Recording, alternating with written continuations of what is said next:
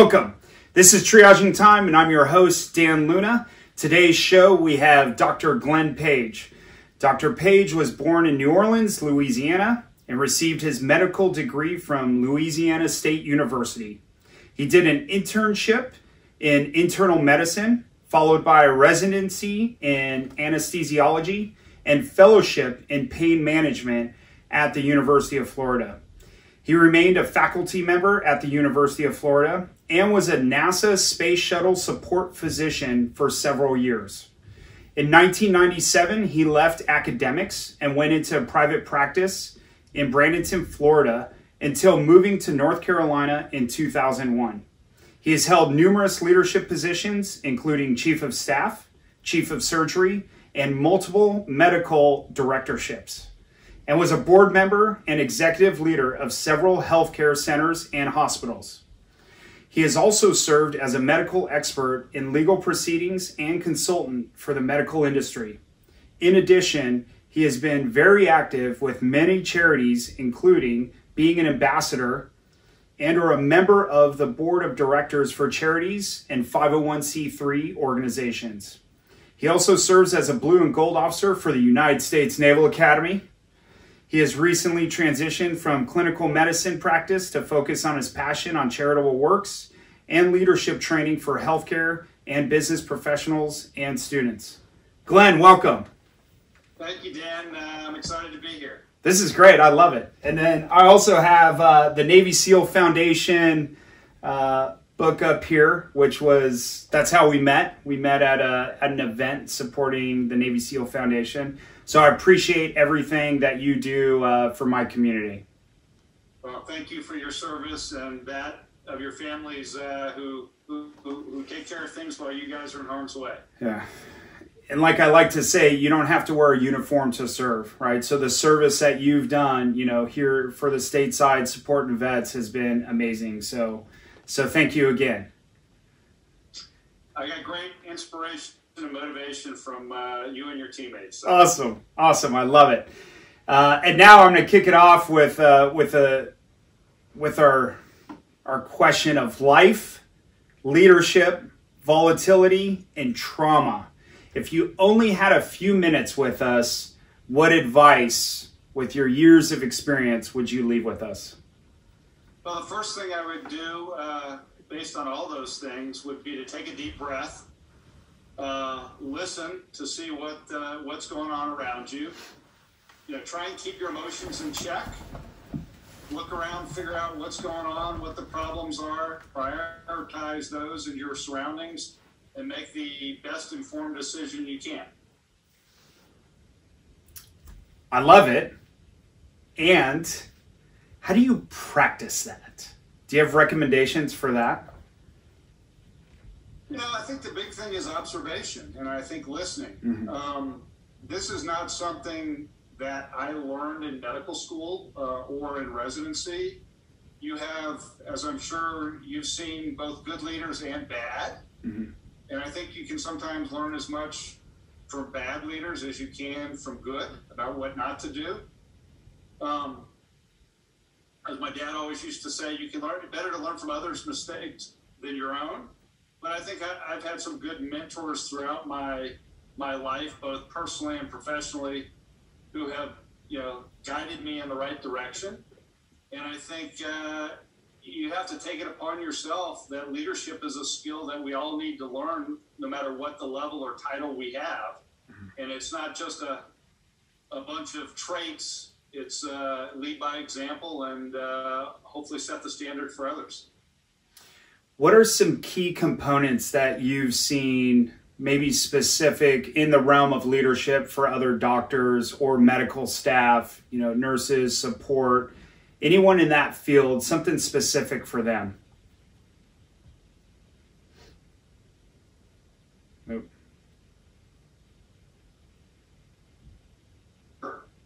Kind of sheep who will follow the crowd. Hey, Glenn, I'm sorry. We had a frozen screen there for a minute. Can you just start from the beginning? Okay. So you asked a question about what are some of the key characteristics or things I've learned. I believe the number one thing is accountability. Okay. That you need to be accountable and lead by example. I think you need to be humble and have humility and actually be able to listen, as I said earlier, to others. When you have a title, sometimes you tend not to listen to other solutions. And another famous saying of my dad was, a lot of times it's more important to know the janitor than it is the CEO. And I think that's true. I think you need to be humble and you listen to the people who are actually in the trenches, who are doing the work, and see what the problems are. I think you have to create a clear mission of what your goals are, both short-term and long, and create a team and help them prioritize what the issues are, communicate that mission and what the priorities are, and then set up a plan of action and follow through on it and follow up, more important. Mm. Glenn, you've mentioned your dad a few times. For my own curiosity, if you're okay with it, can you just elaborate on some of your dad sounds like a pretty amazing person. Can you just elaborate some of those key lessons that you learned in leadership from your dad? Oh, man. You there? Yeah. No, my father was probably my best friend till I met my wife. He was a mentor. Unfortunately, he was in the military, in the Navy. He served 21 years and retired as a commander, predominantly reserve duty. But he became my best friend. Unfortunately, he was forced. This was in the early 70s. We were in Colorado, and he had some cardiac issues, which today would be no big deal.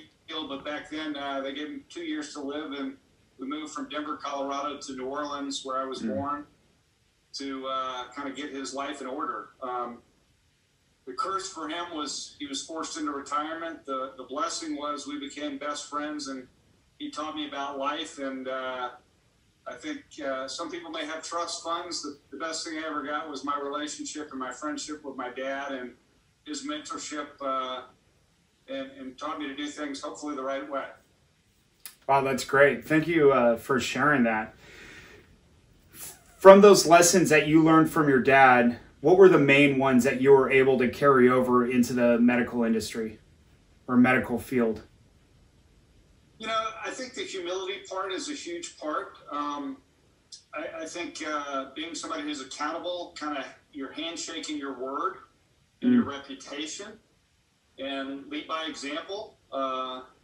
Nothing is below you to do. Everybody's got to be part of the team, and you need to in life sometimes do some of the less desirable things and work as a team. And I think teamwork is critical to the success of anything in life, but especially in the medical environment where the stakes are extremely high and egos can sometimes get in the way of success, and you need to keep those egos in check, and sometimes you need to assist people in realizing that their own egos are getting in the way of the patient's care and well-being.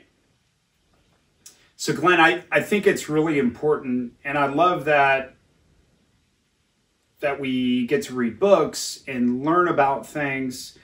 I think often we get stuck in this learning and knowing kind of space, and maybe struggle with the application piece. So with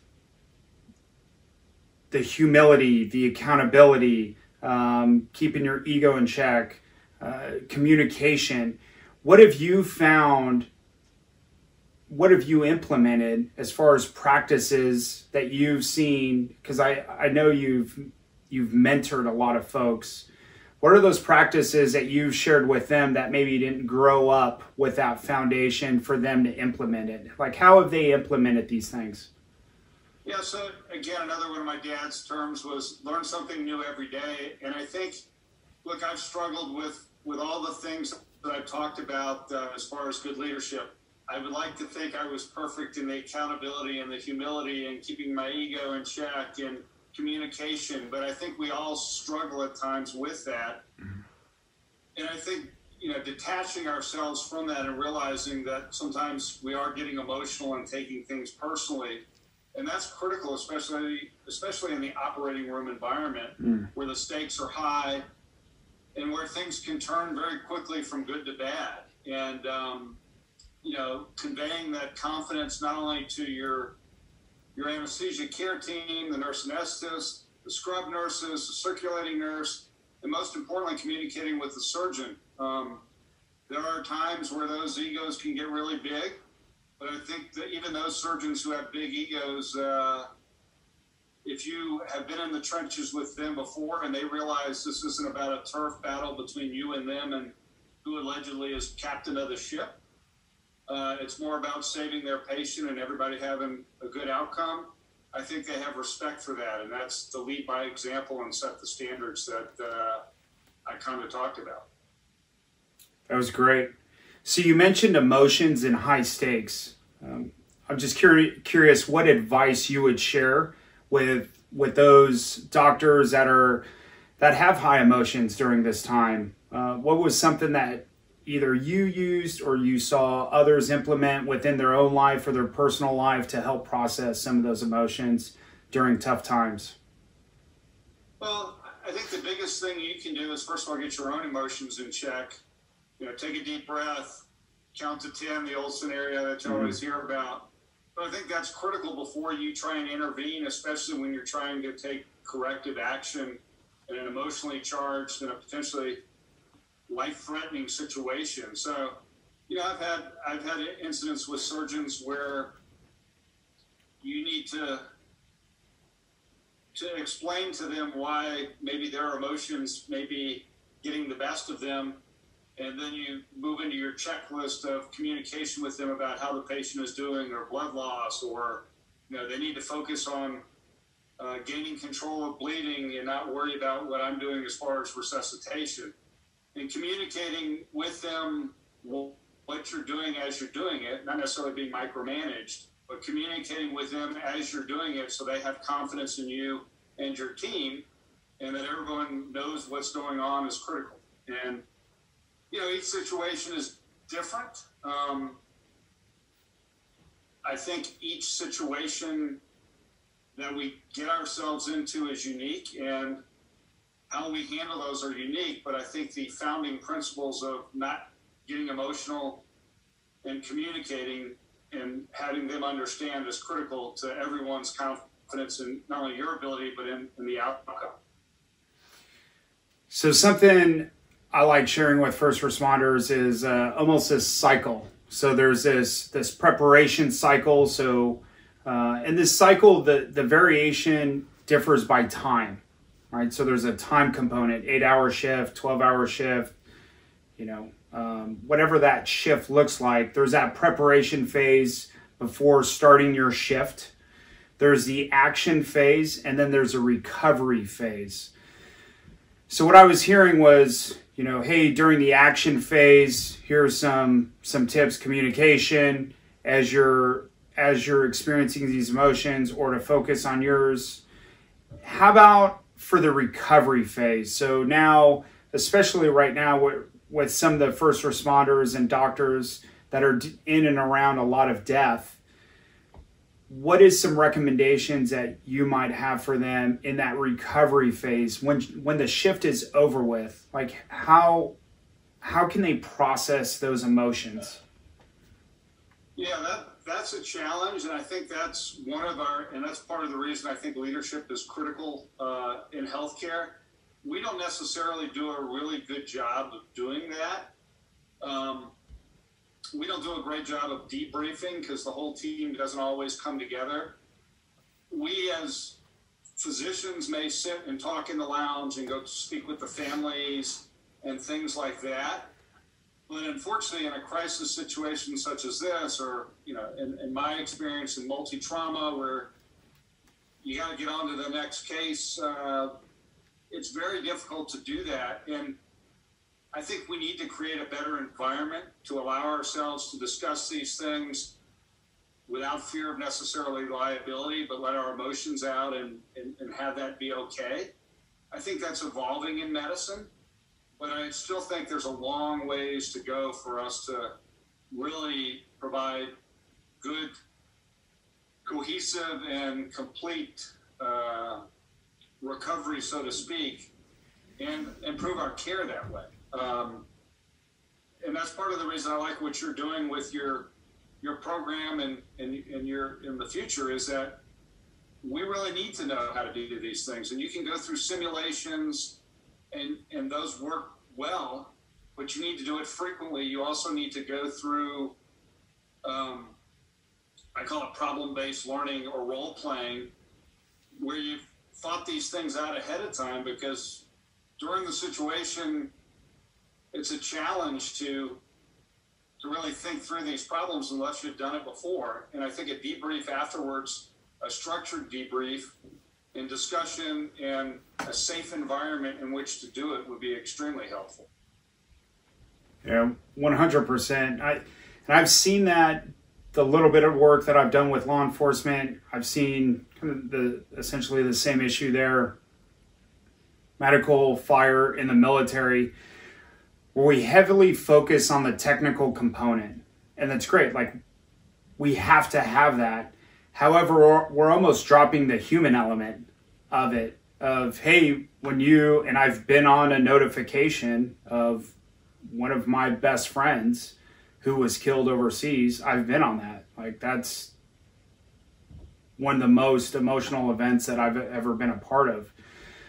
So to be in a field, to be in a job where you're doing these notifications, do you have, if you're okay with me asking this questions, do you know how many people you've notified?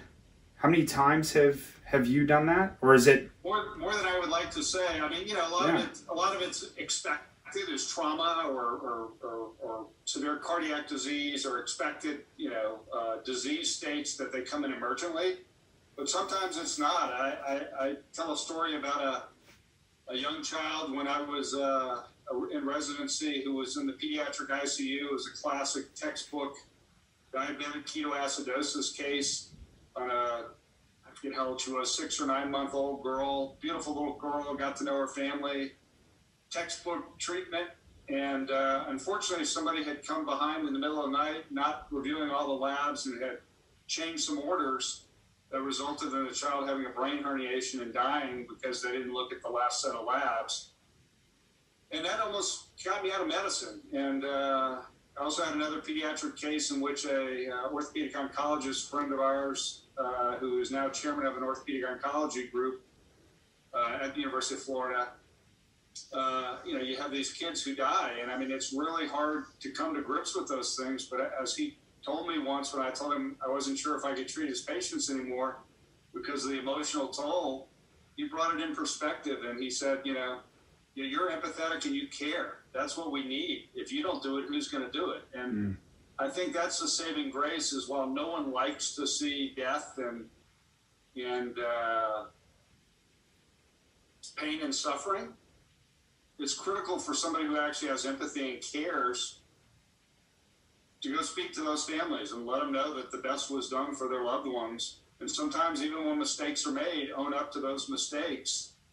And that's hard.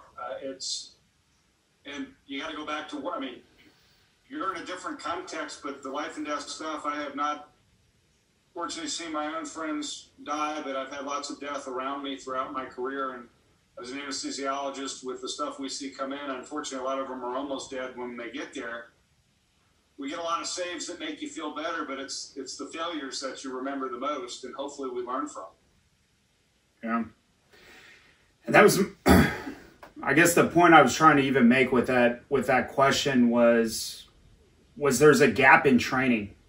And part of that gap in training is what are the options? What's that menu look like for me to process these emotions? Both as a team or as a community, and then on an individual level. We like to say things, silly things, like, hey, leave work at home. Hey, leave it at home. And don't, or if you have issues at home, or hey, if you have issues at work, leave your issues at work when you get home. Like, it's physically impossible to do that. And so now how do you process that with your partner or with your kids or those in your immediate orbit? How are they affected? What's the residual effect of what you do carry back home from having a hard day, from having a very emotional day? So what does that look like? So I think there's a lot of work that can be done better. And that's part of the reason for this show, is to start teasing out what some of those things look like and to at least start having the conversation, and the hard conversation of, hey, you know what? I don't know how many people I've notified. That's how many people I've notified, so many that I've lost track. I've been around a lot of death. I've had a little girl die in my arms. I was in Asia. She had malaria. And so it was almost like a fish out of water that was just trying to breathe. And that was terrible. And some cultural things there, added to the complexity of us trying to save this little girl as well. And that's something that, even in the SEAL teams, that we don't talk about, as far as, processing emotions and, in a very alpha male and male dominant and, even tough guy environment, that's almost a harder conversation to have. So just trying to do things like this and have some of these taboo conversations that people don't typically talk about, I think is very important. If I may, I've even had people reach out specifically for the medical environment it was their first time, they were a student, and it was their first time seeing a dead body. And his daughter didn't know how to process that. And nobody talked about it. It was just very like, hey, there's a dead body, and that was it. And then they moved on. And she was stuck with like, oh my goodness. And so that almost seems like that's the norm. Please. Yeah, I think I haven't been in academics functionally in 24 years. I mean, I go back and visit occasionally, but not necessarily clinically, and that's part of my interest to go back, is that I think you have a little bit more of a resource to assist you and to discuss it, because you have an attending usually and fellow residents, and there's usually an M&M conference or morbidity mortality conference in which you can talk about these things and hopefully find something constructive to come away from it. In private practice, it's a lot different, because, usually each group is independent and private. You have the hospital employees that are, usually the nursing staff, the scrubs in the OR, the recovery room nurses.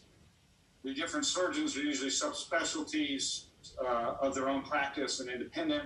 And then our anesthesia group was an independent group also. While they all work in the same environment, it's not always a good environment to interact and talk about afterwards and have a debrief.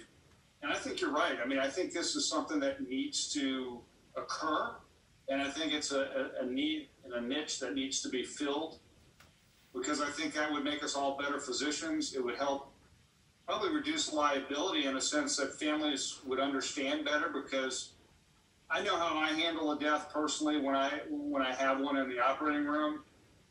We hold our room. I go. Some surgeons don't. They'll call out. They'll do a real brief discussion and then leave.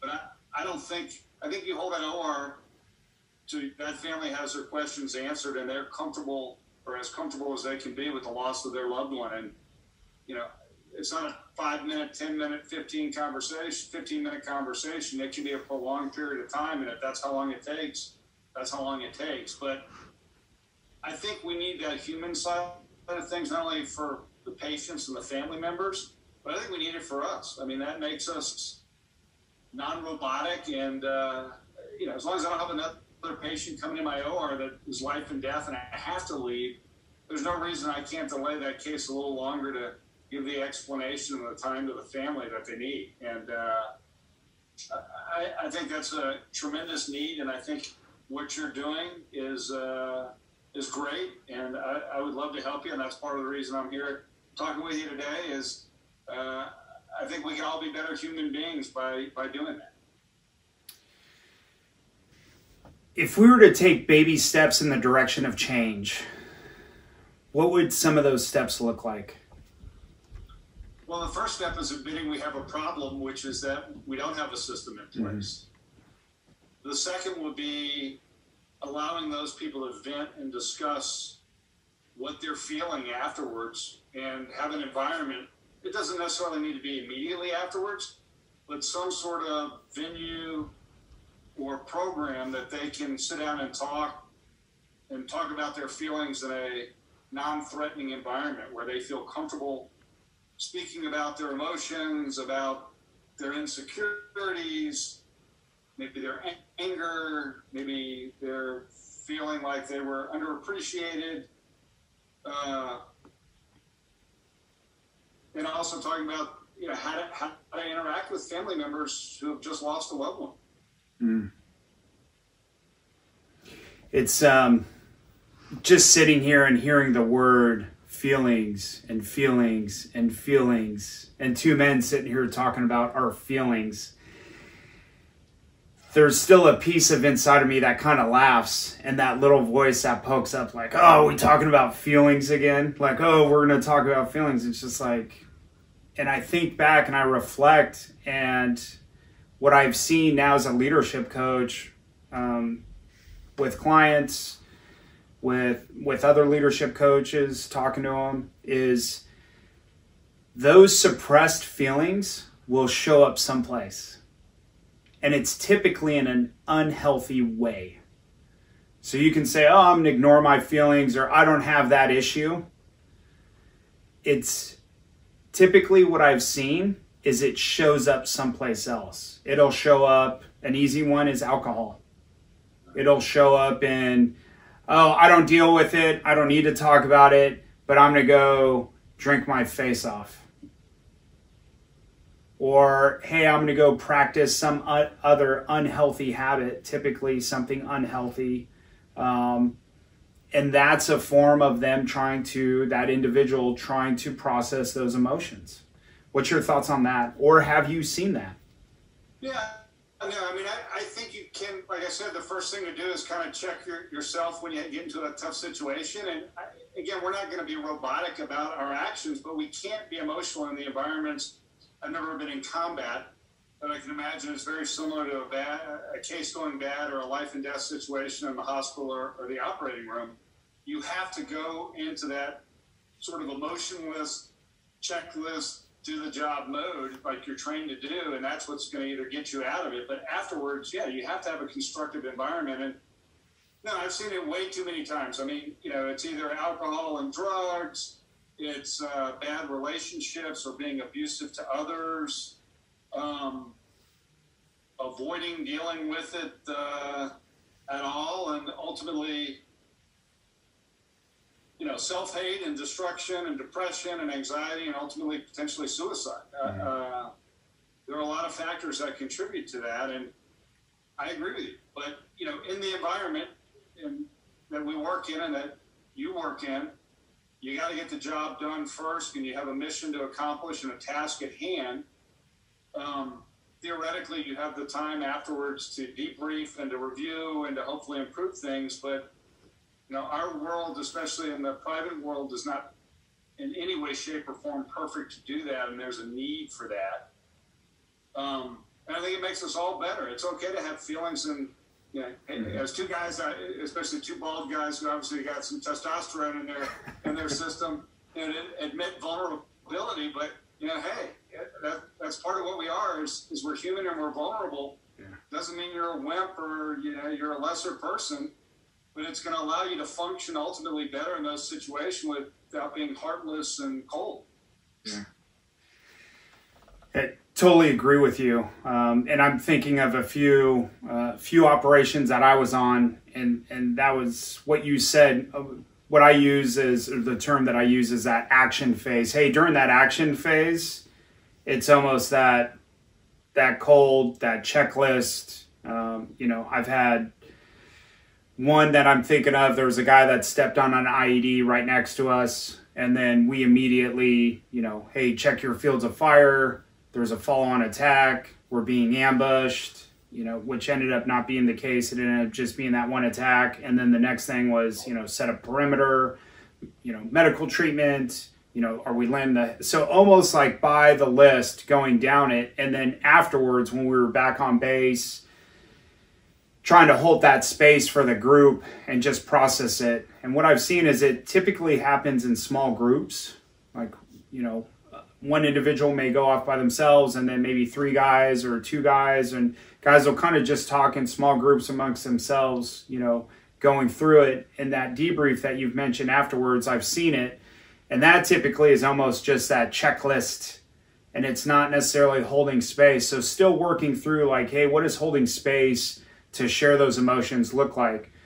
A large group probably isn't the answer either, so just working through it and seeing what makes sense both for the individual and the team after that experience.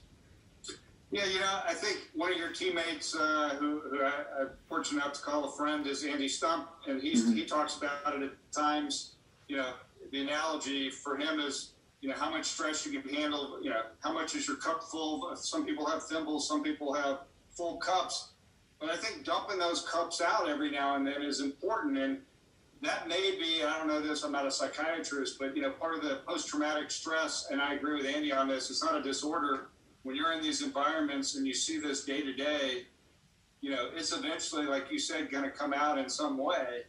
I think it's post-traumatic stress. I don't think it's a disorder until we allow it to become so out of control that we become non-functional. But, you know about my bad bike wreck. About a month after that wreck, I got called to a trauma bay in our hospital where a young man, a cyclist, 8:30 in the morning, got hit by a car from somebody who was on drugs, came across 4 lanes of traffic, hit this poor cyclist who was a John Doe, and just had massive trauma. But he was dead on arrival, basically. And because I was a cyclist and triathlete, they asked me to come identify the guy. And the guy happened to be sitting, or I should say his body was laying in the same trauma room where I was when I came in after my bad bike wreck. And I have to admit, I went through my clinical algorithms to keep me, and turn him over and look at him. He had massive head trauma and massive extremity trauma and gaping wounds from being hit. You get into your medical management mode, but my wife is also an anesthesiologist, as you know. It's helpful to have her at home to talk to, but I went home and I didn't realize how much that event traumatized me mentally, because I was in that same trauma bay literally 4 weeks earlier. And that could have been me instead of him in that trauma bay. And I could literally not get the image of his body in this unfortunate situation he was in, that picture out of my head. And I've never had anything like that before. In unusual circumstance, it turns out once he was identified, his mom is a nurse at another hospital that I worked with. And she finally sent me a picture of him. I didn't tell her this, but I asked her if I could have a picture of him. And the reason I wanted the picture was because all I had of him was the vision of him with massive trauma, especially head trauma, in my head. And I just could not, every night I'd go down to sleep, and I'm not somebody who's squeamish, but just couldn't get that image out of my head. And it took her sending me a picture of him and me thinking about, thank God I was there to at least try and help him and to try and identify him, try and focus on the positives and what he looked like rather than the trauma that so many people, and again, that's part of that, wasn't a direct debrief, but had his mom not been there and had somebody else, not been there to help identify and connect the dots for me, that image would probably be stuck in my head for a while. Yeah, I definitely think some of these things are easier said than done. Oh, dump your cup out if you're full, okay. So how I would label that is your capacity. Everyone has their own individual of capacity. You have competency, capability, and capacity are typically, across the spectrum for individuals, regardless of what occupation they're in. So now somebody's capacity to perform a specific task, what their workload that you can place on one individual, vice another individual, and even the capacity to handle stress, to be in a position for so long. And now the idea of to dump that cup. So even to the point of don't let it get full. So to take the time, and that's one reason why we're here today, is, hey, before it gets full, before you get to the point of anxiousness, depression, abuse, addiction, what are those mechanisms that you can put in place prior to that?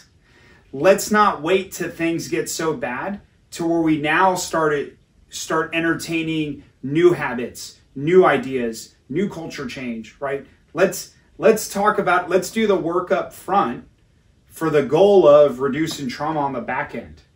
So a lot of this upfront work is, hey, first it's bringing awareness that there's an issue there, like you said earlier. And this is one of, I don't want to say many issues. This is one of many things that are suboptimal, that definitely where we're at today in society, we have the space, we have the knowledge to improve upon these things.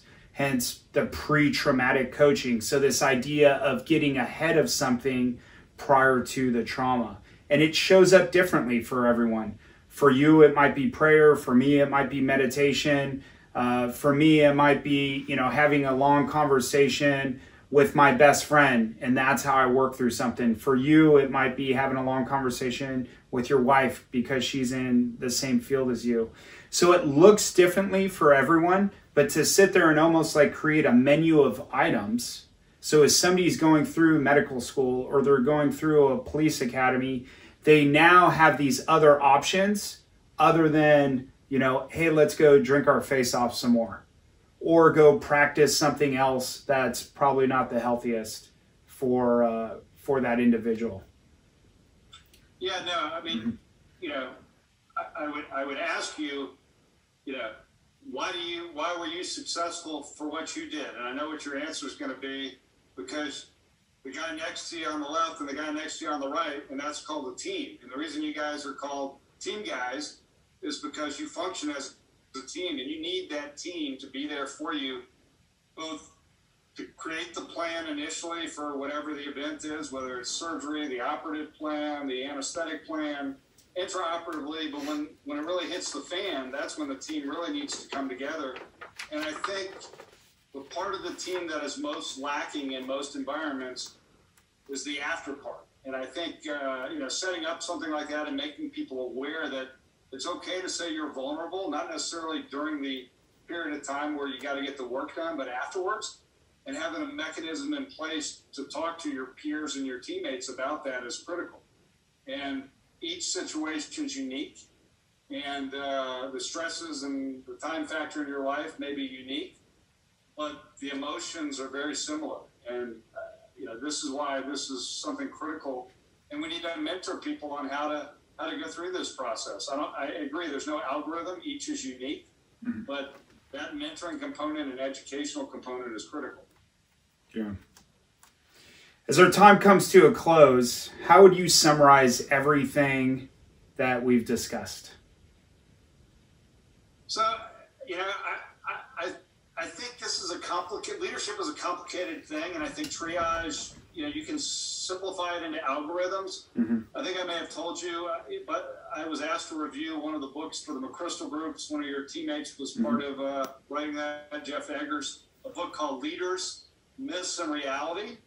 Okay. And when I wrote the review at the end for them, I really struggled with it because it was more stories about these individuals and what their perception was and what the reality of them as individuals were. And it took me a long time to come up with it. And I think the best way for me to describe this, leadership and our roles, is it's ever evolving. It's kind of like the Heisenberg uncertainty principle. You can know certain aspects of it. You can know certain time sequences of it. You can know certain situational things about it. You can talk about specific character traits of the leaders, but it won't predict the outcome and vice versa. I mean, everything's unique, and each individual needs to understand that it's unique, and that we need a team to really help us sort through those unique situations in troubled times. And mentorship and programs like this and discussing with people outside your field is also important. But understand that leadership's hard to pinpoint. There's no checklist of perfection. and that it's an evolution, and every day is a school day. Yeah, that was great. Thank you. What next steps do you recommend for those watching? There's lots of good leadership guides out there. I think the big thing is to listen, find good mentors, read about leadership. I mean, it sounds like a boring subject, and to be honest with you, the first time I really I had some major issues in my medical leadership, and when I became chief of staff, it happened to be the year that Jocko and Leif came out with their book, Extreme Ownership, and that was probably one of the first in-depth leadership books that I read. But it's become a passion of mine because I think it's critical in life and work, in both your personal life and professional life. People are going to have difficulties, and somebody's got to lead them through that. And you may need to be led yourself, but there's somebody below you can always help. So it's about self-improvement, and I would look for those opportunities to be a mentor and also to a mentor. That's great. Thank you. Do you have any questions for me? That would be another hour. But I appreciate your service. You know how much I respect you, not only for you as an individual, but for your service and also of your teammates and your family. I mean, I think people underestimate what the families go through. And Leslie, I know you're in the background, but thank you for your service and all the family members. It's we thank you for our freedom, and we owe that to you. Awesome. Thank you, Glenn. Do you have any final thoughts? No, I love what you're doing. I love your program, and if I can ever be of assistance in helping you in any way, this is kind of another passion of mine. I would love to assist and be educated myself and learn new techniques. Awesome.